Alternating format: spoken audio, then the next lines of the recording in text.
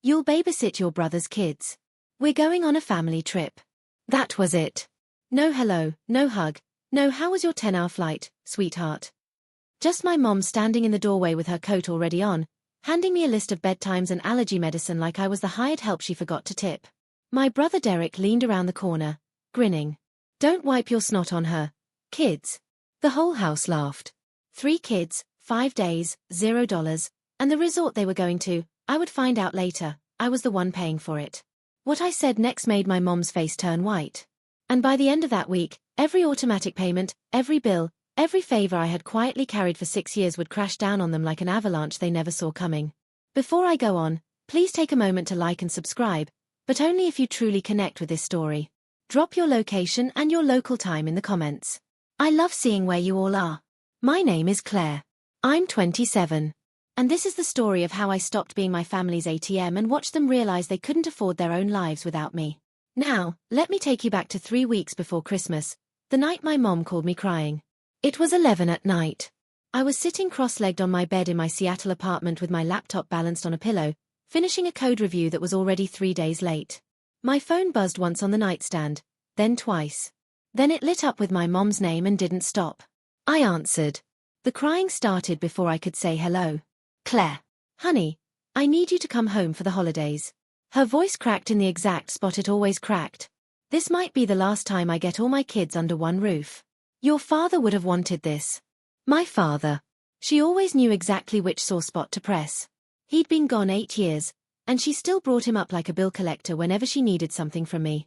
I told her I wasn't sure. Flights were expensive this close to Christmas. I'd sent her the monthly transfer 5 days ago. My bank account was almost empty, and I was just trying to hang on. She didn't stop. I already told Aunt Ruth. You're coming. Don't make me look like a liar in front of the family. There it was, the 1-2 punch. Guilt, then pressure. I knew this routine the way other people know their drive to work.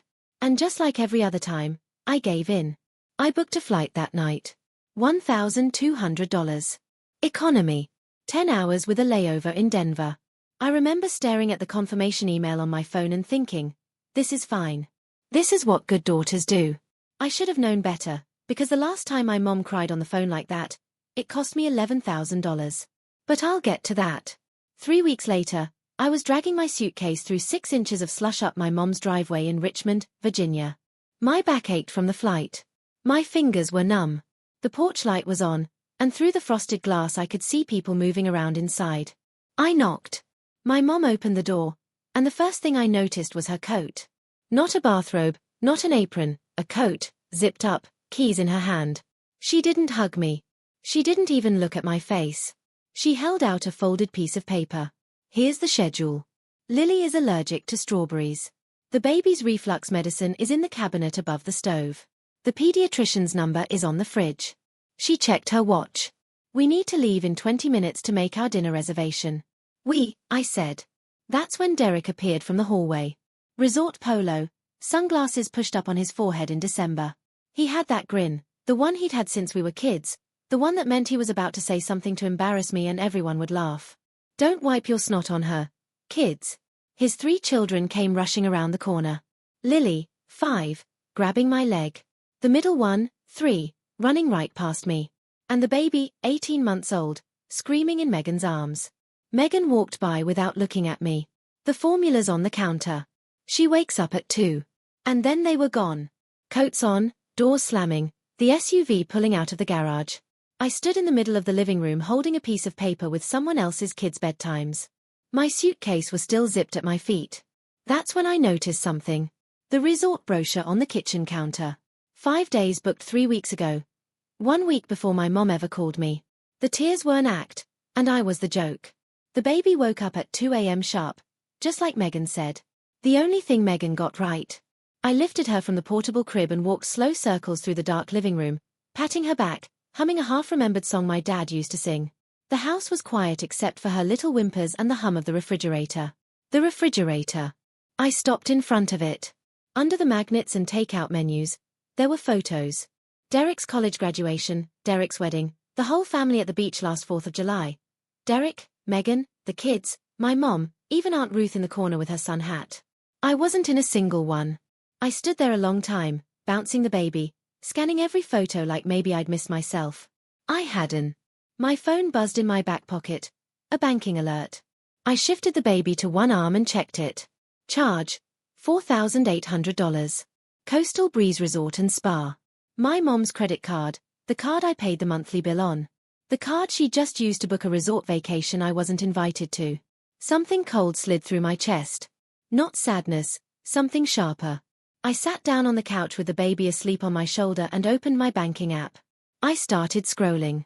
Rent transfer: $1,400. Autopay insurance: $200. Credit card bill, different each time, but never under $300. I scrolled more and more. 6 years of transactions. I had never sat down and added it up before. I think part of me had been scared too. The baby's breathing was slow and warm against my neck. The house was perfectly quiet. That night, I didn't sleep. Not because of the baby, because I opened a spreadsheet and started counting. To understand what happened next, you need to understand how I got here.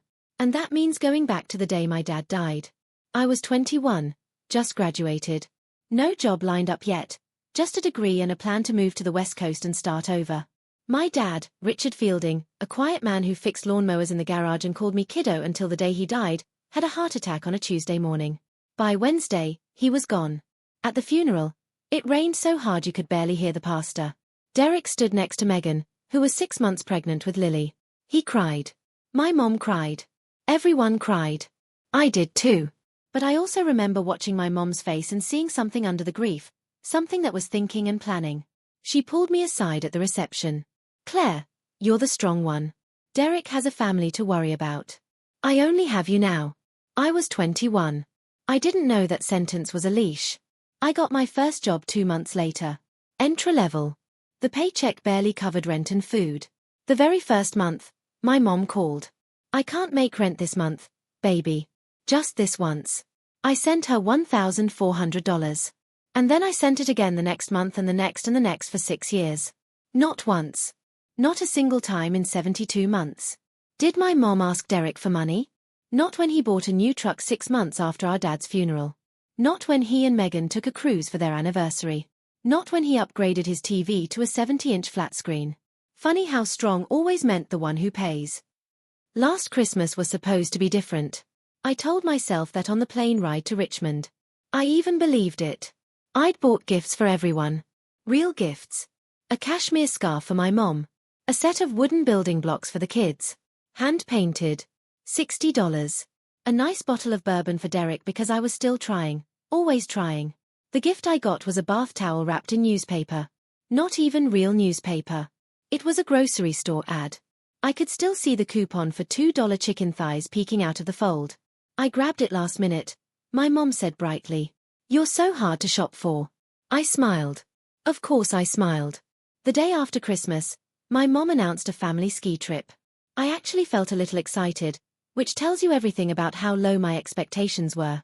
I woke up early, put on the warmest thing I owned, and came downstairs ready to go. Derek was tying his boots in the hallway. He looked up. "Someone's got to stay with the kids, Claire. You don't even ski." My mom appeared behind him. "He's right. Honey. It makes sense." So, I stayed. 3 kids, a cold house, a window with a clear view of the driveway. I watched them pile into the car, laughing, zipping jackets, passing around a thermos of hot chocolate. Megan turned and gave me a little wave through the glass, the kind you give a hotel clerk. When they came home that night, smelling like pine trees and cold air, not one person asked me how my day was. Derek just looked around the living room and said, "The house is still standing. Good job." That was the first year. I told myself it wouldn't happen again. I was wrong. And the next time was worse. 8 months before the holiday trip, my mom called at midnight. Not her usual guilt call time. This was real panic, or so I thought. "Claire, the pipes burst. There's water everywhere. The kitchen floor is ruined. I don't know what to do." I could hear something dripping in the background. Maybe water. Maybe acting. I transferred $11,000 the next morning. Almost all of my emergency savings. I ate rice and canned beans for 3 weeks. I told myself it was worth it. My mom needed me, and I was the strong one. 2 weeks later, Derek posted photos online. A birthday party, his birthday, at my mom's house. And there, shining behind the cake and the guests, was a brand new kitchen. Granite island, hanging lights, subway tile backsplash, everything. The caption said, "Mom outdid herself this year." I stared at that photo for 10 minutes. Then I texted my mom. I thought the pipes burst. She replied fast, like she'd been waiting for me to ask. They did. But since we were fixing things anyway, I upgraded the kitchen a little. Family needs a nice kitchen. Claire. It was only $11,000. I later found the real plumbing invoice stuffed in a drawer during one of my visits. $612 to fix the pipe. The other $10,388 went to a kitchen remodel I was never asked about, never invited to enjoy, and never thanked for. Family needs a nice kitchen. She kept using that word, family. I don't think it meant what she thought it meant. Or maybe it meant exactly what she thought. Family meant me paying quietly forever. I deleted the text thread. I didn't say a word. That was the last time. Until it wasn't. 3 months before I flew home for the holidays, Megan sent me a screenshot by mistake. It was a Tuesday afternoon.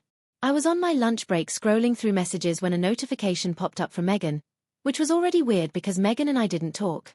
We were in the same family the way strangers are on the same subway car. The screenshot showed a group chat called Fielding Fam. I'd never seen it before. I wasn't in it. For members, my mom, Derek, Megan, and Aunt Ruth. My mom had written, "Claire is so dramatic. Sometimes I ask for one small favor and she acts like I'm ruining her life." Derek wrote below, "She just likes feeling important. Let her." Megan wrote, "LOL." Aunt Ruth sent a laughing emoji. I read it 4 times. Then I put my phone face down on my desk and stared at the wall. One small favor. That's what my mom called it. $1,400 a month, $11,000 for a kitchen, car insurance for a brother who wouldn't even hand me a cup of coffee. One small favor, and the family group chat didn't include me, but my monthly payment did include my mom's phone bill. I was paying for the phone she used to talk about me behind my back. Megan never mentioned the screenshot. Either she didn't notice she sent it, or she didn't care enough to worry, but I saved it. I took a screenshot of the screenshot and put it in a folder on my phone. I didn't know why at the time. It felt like instinct, like saving a receipt you might need later. Turns out my brain was already building a case. Back to that first night alone in my mom's living room. The baby was asleep on the couch, tucked between 2 pillows. Lily and the middle one were in Derek's old bedroom. The house was dead quiet, and the glow from my laptop screen was the only light in the room. I'd been working for 3 hours, transaction by transaction, month by month.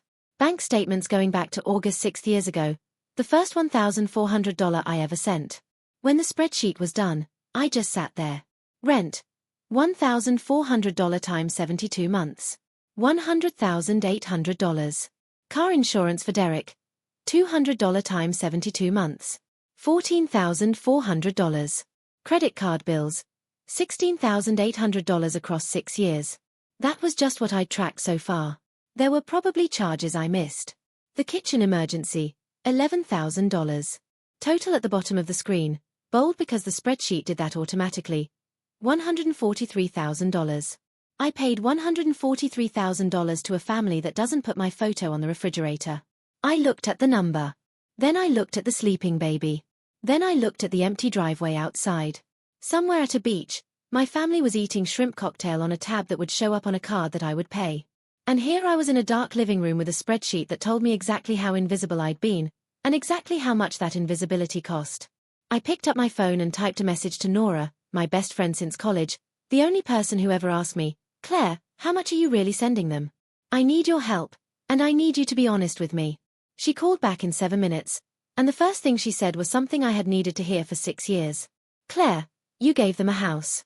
That was the first thing Nora said. Not hello. Not what happened. She looked at the spreadsheet I screen shared on FaceTime. And for about 30 seconds, she didn't say anything at all. I could see her eyes moving across the numbers line by line, the way she reads everything, like a woman who counts things for a living, which she does. Nora is an accountant, a good one, the kind who finds mistakes other people hope nobody sees. I was sitting on the floor of my mom's bathroom, the door locked, the fan on so the kids wouldn't wake up. "You gave them a down payment on a house, Claire, and they didn't even give you a seat at the table." I tried to laugh. It came out wrong. She calls it helping out. Helping out is bringing groceries. Helping out. Is watching the kids on a Saturday. This, she pointed at the screen, this is paying for their whole lifestyle. Your mom's rent, your brother's car insurance, her credit card. Claire, do you even know everything that's in your name? I didn't. And that scared me more than the number. Nora walked me through it. Pull your credit report tonight. Right now. Check every auto-pay link to your bank account. And Claire, are you a co-signer on anything? I paused. The lease. Mom asked me to co-sign when she moved after Dad died. She said it was just paperwork. Nora went quiet again. That kind of quiet she gets when she's mad but choosing her words. If she misses a payment, it hits your credit. You know that, right? I didn't answer because I hadn't known that. Not really. Not in the way that mattered. We're going through everything tonight, Nora said.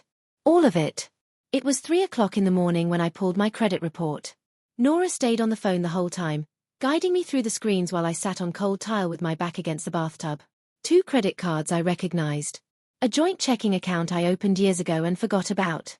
A co-signed lease just like I told Nora. And then a 3rd credit card opened 14 months ago.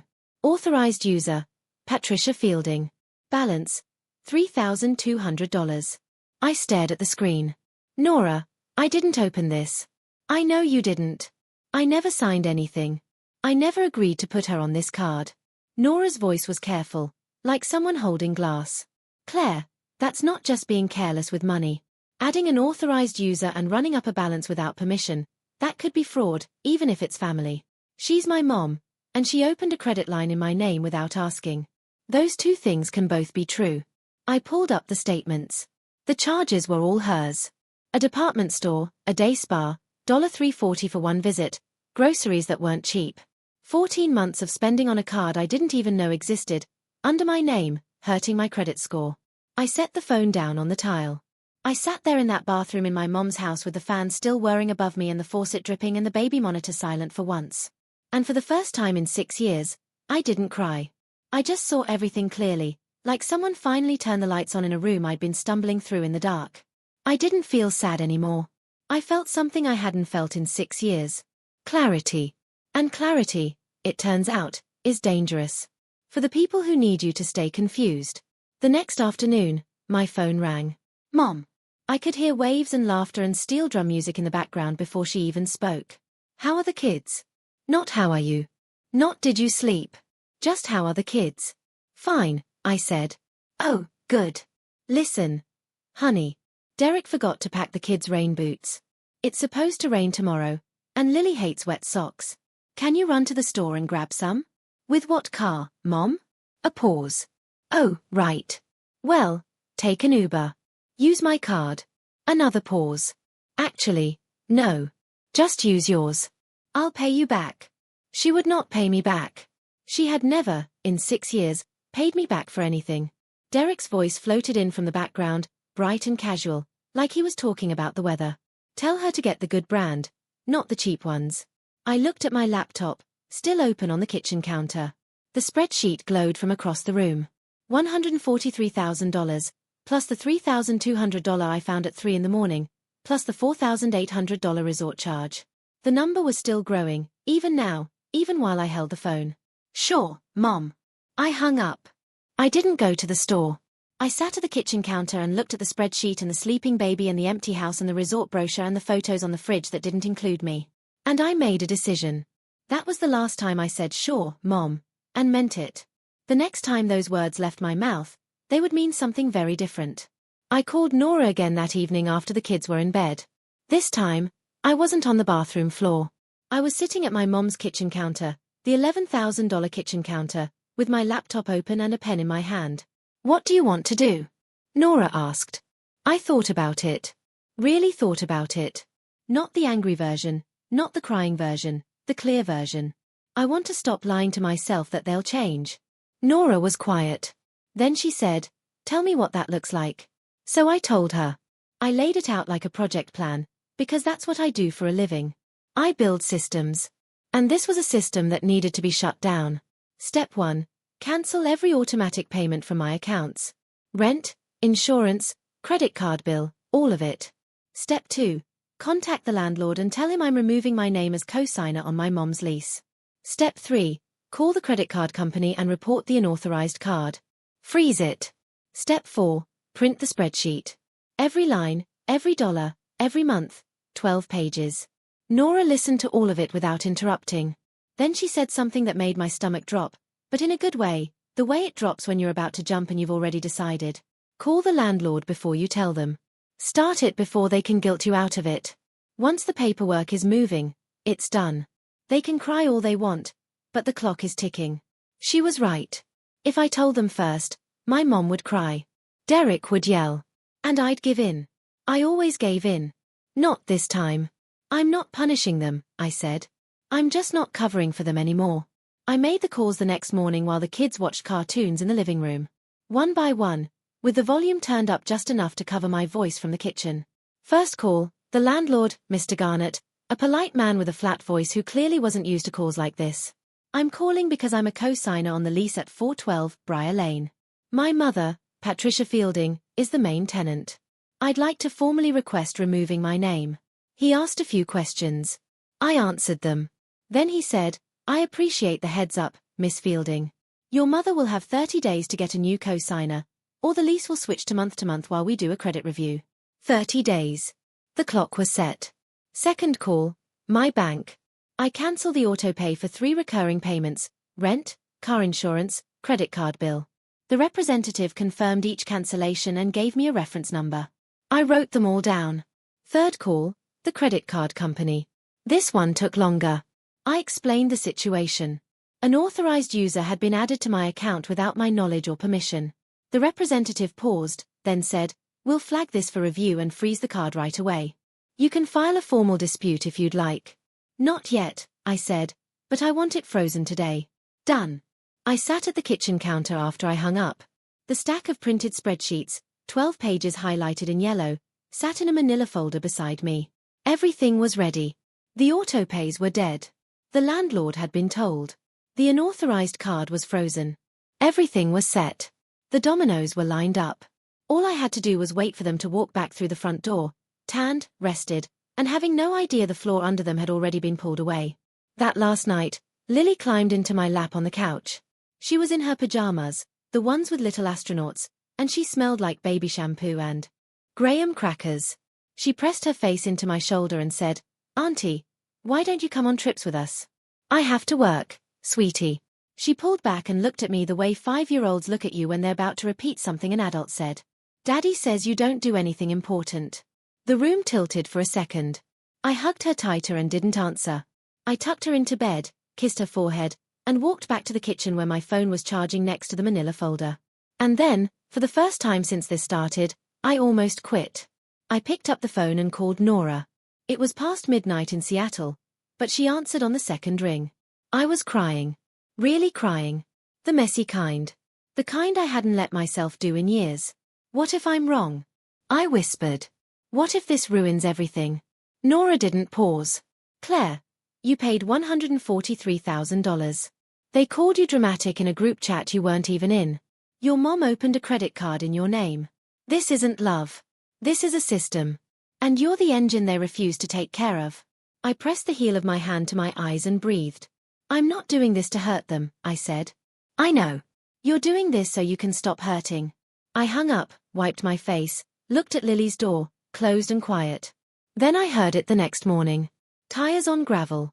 Their car pulling into the driveway. And I realized my hands weren't shaking anymore. They came through the front door like a parade nobody asked for. Suitcases rolling, skin tanned, voices loud. My mom wore new sunglasses. Derek had a resort gift shop bag hanging from one hand. Nobody said thank you.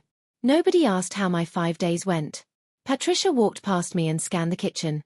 The house looks clean. Then, to no one in particular, did anyone bring the leftovers from the resort? Megan scooped up the baby and looked her over like a mechanic checking a car. Did she eat enough? She looks thinner. She ate everything on the schedule you left, I said. Megan didn't answer. She just walked toward the nursery. Derek tossed his keys onto the counter. House is still standing. Not bad, sis. Same line as last year. Same grin. Then my mom turned to me with the casual voice of someone giving a hotel worker one last task. Oh, Claire, before I forget, can you go pick up Derek's dry cleaning? He has something tonight. I looked at her. Really looked. No. The word sat in the room like a rock thrown through a window.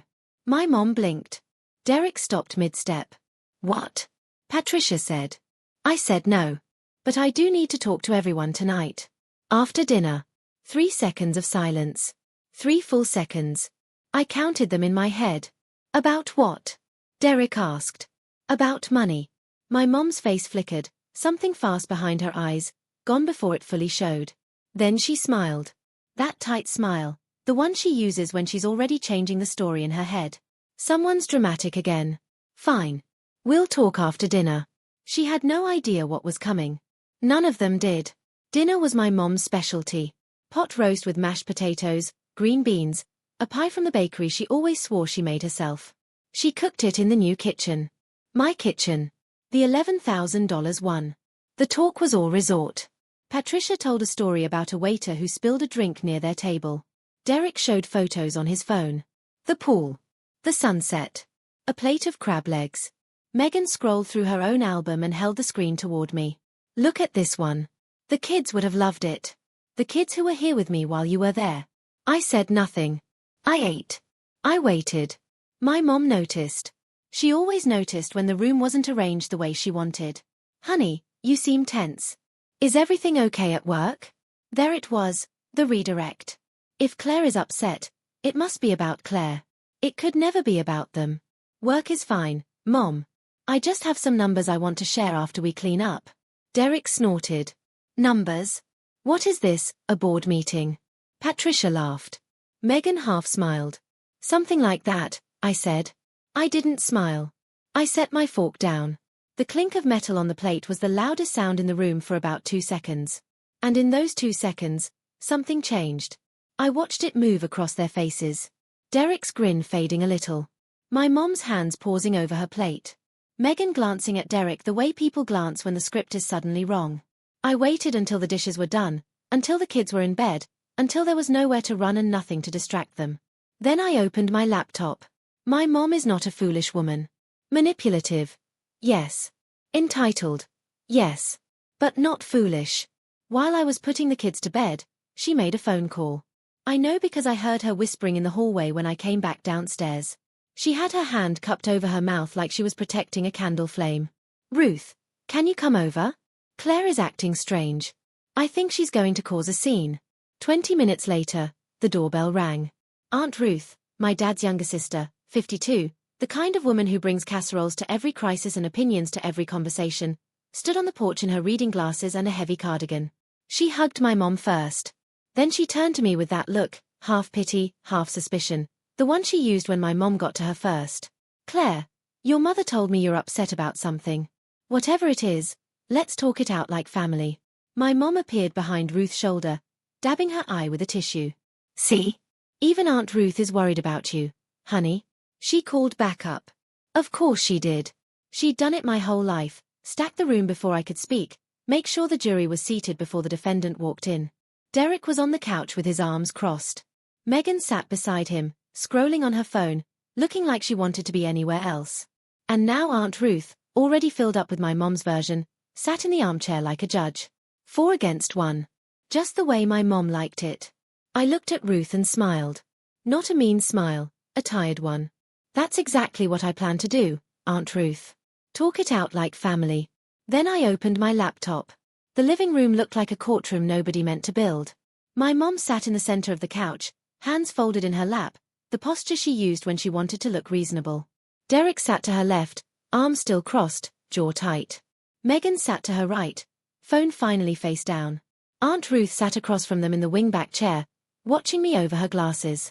I stood with the laptop open on the coffee table, the manila folder beside it. Okay, Claire, my mom said. Her voice was smooth on top, annoyed underneath. What's this big emergency? Can we hurry up? Derek said, I've got an early morning. I didn't look at Derek. I looked at the screen.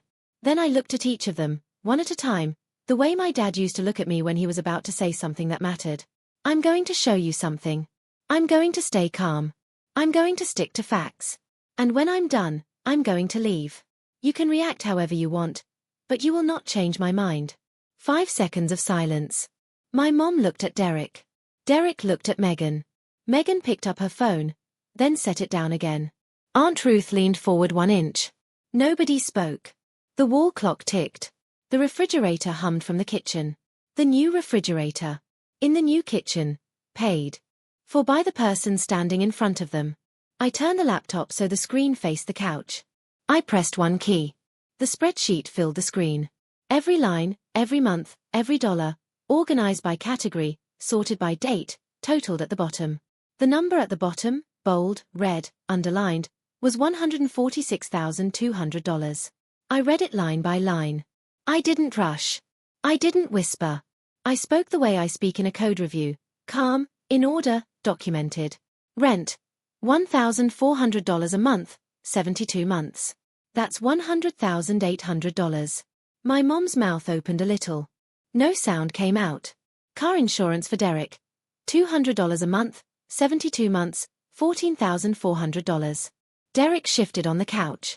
Credit card bills for the card linked to your account, Mom, over 6 years, $16,800. I kept going. Kitchen renovation, the one you told me was a pipe emergency, $11,000. The plumber's invoice was $612. The rest went to granite countertops and hanging lights. My mom looked down at her hands.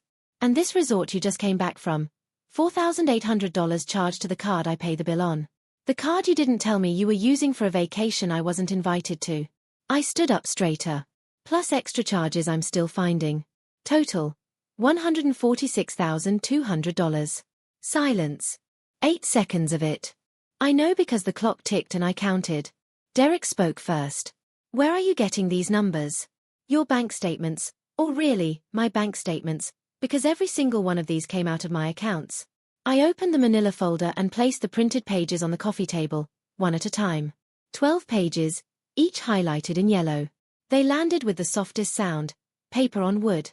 But in that room, in that silence, each one sounded like a door closing. $146,200. That's what helping out looks like when you add it up. But that's not all. I watched my mom's eyes flick up from the pages. Something new behind them. Not guilt, fear. 14 months ago, someone opened a credit card in my name. I was listed as the main account holder. An authorized user was added. Patricia Fielding. I looked at my mom. I didn't sign anything. I didn't agree to it. The balance on that card is $3,200. Patricia's hand went to her throat. That was just for emergencies, Claire. I pulled the statements. Nordstrom, $218. A spa day, $340. Groceries, but not cheap groceries. Organic steaks. Imported cheese. I paused. That's not an emergency. That's a lifestyle. On my credit. Aunt Ruth turned to my mom. Her face had changed. The pity was gone. Patty, is this true? You opened a card in her name? It's not what it looks like. And one more thing. I picked up my phone, opened the folder, and held the screen so everyone could see it. The screenshot. The group chat. Fielding fam. 4 members, not 5. I read it out loud, my voice flat and steady. Claire is so dramatic sometimes. I ask for one small favor and she acts like I'm ruining her life. That was you, Mom? I scrolled. She just likes feeling important. Let her. I looked at Derek. That was you. Derek's face turned red from the neck up, like paint being poured. Megan stared at the floor like the carpet had a trapdoor she could fall through. Aunt Ruth slowly took off her glasses, like a woman realizing she'd been reading the wrong page of a very long book. Patty, she said quietly, you opened a card in her name. My mom started crying. Not the quiet kind, the loud kind. The show kind. The kind that had always worked before. The one that made everyone rush to her and forget what they were mad about. I can't believe my own daughter is doing this to me, she said, her voice cracking in all the practice places. After everything I sacrificed raising you kids alone, your father would be devastated. There it was, the dead card. She played it like she always did, like an ace she saved for emergencies. Derek stood up. You're really doing this during the holidays? What is wrong with you? You want a medal for helping your own family? Megan murmured from the couch, this is so uncomfortable, and then went quiet, still the bystander, still watching from behind the glass. My mom turned to Aunt Ruth, eyes wet, chin trembling. Ruth, tell her. Tell her she's being ungrateful. But Ruth didn't tell me anything. She was looking at the spreadsheet, tracing the highlighted lines with one finger. Her lips moved, doing math. Then she looked up. Not at me. At Patricia. Patty, she said. Her voice was careful but firm, the voice of someone who just did the math and didn't like the answer. $146,000 is not helping out. And the credit card. Not you too, my mom whispered. The tears kept falling, but something behind them changed. She wasn't sad. She was losing. I stood completely still. I didn't argue. I didn't defend myself. I let the numbers sit on the table and the words hang in the air. And I let the truth do what truth does when you stop apologizing for it. My mom was crying. My brother was yelling. But I hadn't even told them the worst part yet. I raised one hand, just a little, palm open. The room went quiet, not because they respected me, but because something in me had changed and they could feel it. I'm not asking for anything back, I said. I'm not suing anyone. I'm not here to punish you. I'm just telling you what already happened.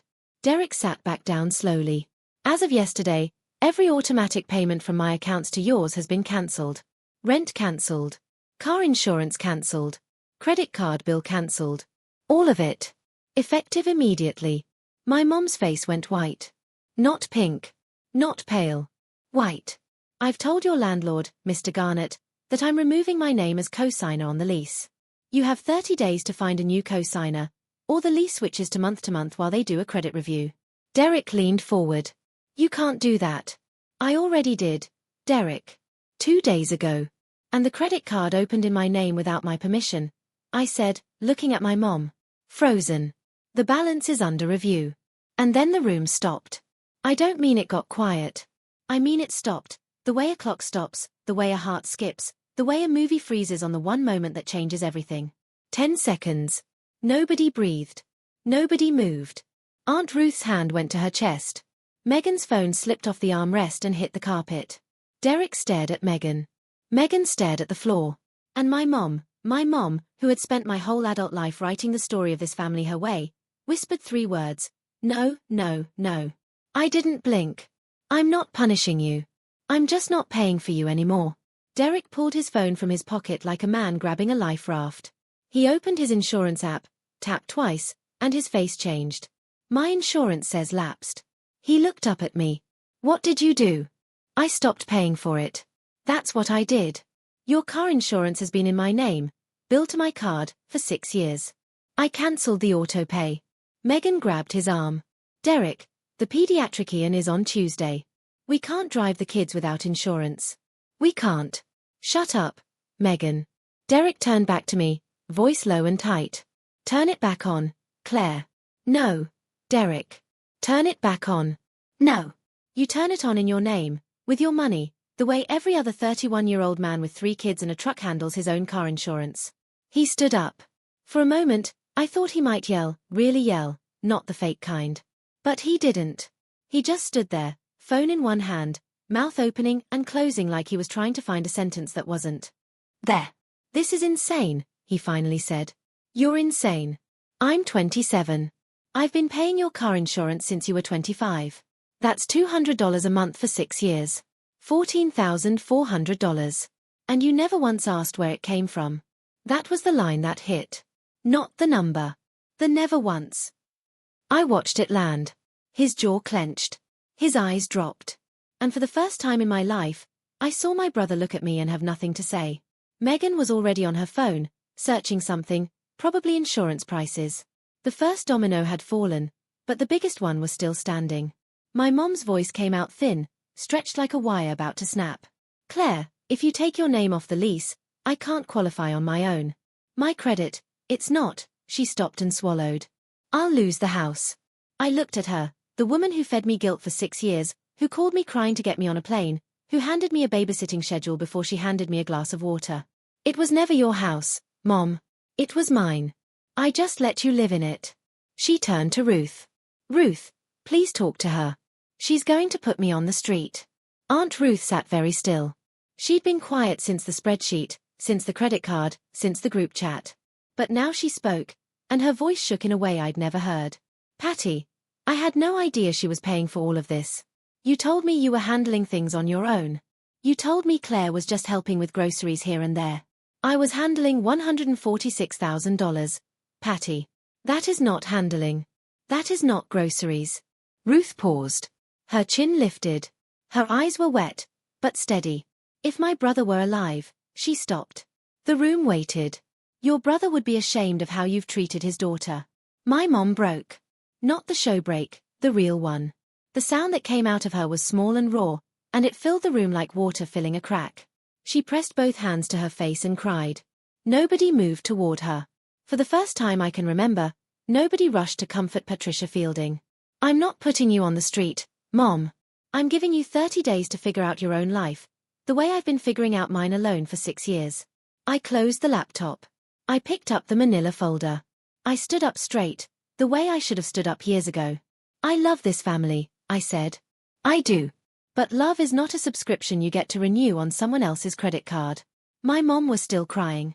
Derek stood against the wall, arms at his sides now, staring at nothing. Megan had her face in her hands. If any of you want a relationship with me, a real one where I'm not the ATM or the babysitter or the scapegoat, you know my number. But the next time you call, it won't be to ask for money. I paused. It will be to ask how I'm doing. I reached for my suitcase. I had packed it that afternoon while they were unpacking theirs. I had placed it by the door like someone placing a chess piece, quietly, on purpose, before the final move. I was halfway to the front door when I heard footsteps. Small ones. Fast. Auntie, where are you going? Lily. Astronaut pajamas. Big eyes. Standing in the hallway, barefoot on the cold wood floor. I set down my suitcase. I knelt in front of her. I tucked a strand of hair behind her ear and said, I'm going home, sweetie, but I will always answer when you call. Always. I kissed her forehead. She held my sleeve for a second, then let go. I stood up. I looked at my mom one last time. She sat on the couch, hands in her lap, staring at the stack of printed pages. She didn't say a word. For the first time in my whole life, Patricia Fielding had nothing to say. I opened the door. Cold air hit my face. Snow fell, soft and quiet. I walked to the curb and called a car to the airport. I didn't look back. The plane took off at 11:42 p.m. window seat. Red eye to Seattle with a connection in Charlotte. I pressed my forehead to the cold glass and watched the lights of Richmond shrink into a grid, then a glow, then nothing. The cabin was dim. The engines hummed. The woman next to me was already asleep. My phone buzzed. 14 messages. Mom, how could you do this to me? Derek. You ruined Christmas. Megan, the baby needs formula. Can you at least send money for that? Aunt Ruth. Claire, I'm sorry. I should have seen it sooner. Call me when you're ready. I read each one exactly once. Then I muted every thread except Ruth's. There was one more from Nora. Landing. Okay. I typed back. Not yet, but I think I will be. I put my phone in airplane mode and sat there in the dark for a long time. The captain made an announcement about weather in Charlotte. A flight attendant rolled a quiet cart down the aisle. I ordered a ginger ale. $5. $5 for myself without checking my bank account first, without doing the math about rent transfers and insurance payments and credit card bills. I took a sip and realized it was the first thing I'd bought for myself in 6 years without adding someone else's bills in my head. It was just ginger ale, but it tasted like the start of something. The messages kept coming. I knew they would. My mom's voice would fill my voicemail by morning, cycling through the usual steps: anger, guilt, bargaining, more guilt. Derek would go quiet. Megan would ask for money one more time because that was the only language she knew. But at 35,000 feet, none of it could reach me. 1 week later, Seattle rain. I was back at my desk, back in my routine, back in the apartment that suddenly felt different. Not because anything inside it changed, but because everything outside it had. Aunt Ruth called me on Wednesday with updates. She didn't gossip. She reported, in the same calm, factual tone I'd used in that living room. My mom got a formal letter from Mr. Garnett. 30 days to find a new co-signer, or the lease converts to month with higher rent while they review credit. Patricia called every relative she could think of, asking anyone, someone, to co-sign. Nobody would. Word had spread. The number had spread. $146,000 has a way of ending arguments before they even start. Derek went 3 days without car insurance. He took Ubers to get the kids to the pediatrician. When he finally bought his own policy, the price was higher than what I'd been paying. He had no history in his own name. He was 31 years old, buying car insurance for the first time. Megan called her own mom and asked to stay for a week. Stress, she said. The unauthorized credit card was frozen. The $3,200 balance was being disputed. My mom would have to answer for every charge. No more spa days. No more department store trips. Not in my name. Not anymore. And me. I checked my bank account on Friday like I always did. But the number at the bottom was different. For the first time in 6 years, I had $3,800 left at the end of the month. Not $200. Not $47. $3,800. That's what my life costs when I stop paying for theirs. 2 weeks later, a Sunday afternoon. My phone rang. Mom. I almost didn't answer. I stared at the screen for 4 rings, watching her name glow against the grey Seattle rain outside my window. On the 5th ring, I answered. Her voice was different. Softer. The kind of soft she uses when she's building toward something. Claire, honey, I've been thinking. And maybe, I wasn't always fair to you. I waited. I had learned to wait. I'm sorry if you felt hurt. If. That little word. 2 letters that turn an apology into blame. She wasn't sorry for what she did. She was sorry I dared to feel something about it. But you have to understand, she went on, after your father died, I had no one. You were all I had.